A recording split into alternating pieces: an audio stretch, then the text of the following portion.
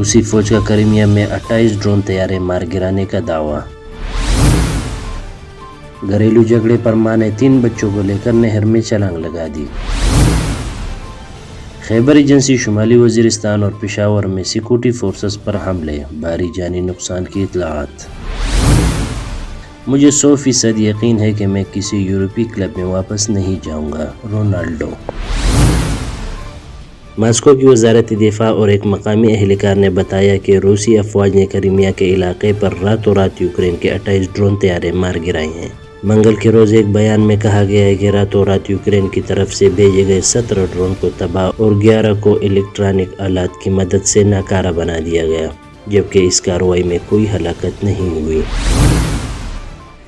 خیر آباد اٹک کے مقام پر گھر میں لڑائی جھگڑے پر ماں نے 3 بچوں کو ساتھ لے کر نہر میں چھلانگ لگا دی۔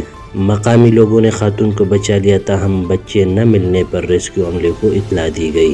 ریسکیو اہلکاروں نے طویل جدوجہد کے بعد ایک بچے کی لاش نکال لی، جبکہ 2 بچوں کی تلاش کا عمل جاری ہے۔ تفصیلات کے مطابق آج پشاور کے پوش علاقے حیات آباد میں فرنٹیئر کانسٹیبلری کے قافلے کو خودکش حملہ آور نے حملے کا نشانہ بنایا، جس کے نتیجے میں ٹرک مکمل طور پر تباہ ہوئی، جبکہ گاڑی میں سوار اہلکار ہلاک اور زخمی ہوئے۔ اس حملے کی ذمہ داری نئی شدت پسند تنظیم TJP کے ترجمان ملا قاسم نے قبول کی ہے۔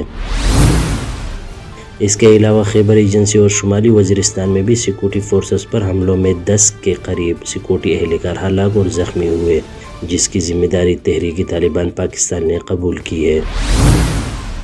فٹ بال سٹار رونالڈو نے مانچسٹر یونائیٹڈ کلب کو چھوڑنے کے بعد دسمبر میں 2 یا 2.5 برس کے معاہدے کے لیے سعودی کلب النصر کلب میں شمولیت اختیار کر لی ہے۔ رونالڈو نے اب کہا ہے کہ میں نے دیگر بہترین کھلاڑیوں کے لیے سعودی ٹیموں میں شامل ہونے کے لیے بھی راہ ہموار کی ہے۔ ESPN سے بات کرتے ہوئے رونالڈو نے کہا، مجھے 100% یقین ہے کہ میں کسی یورپی کلب میں واپس نہیں جاؤں گا۔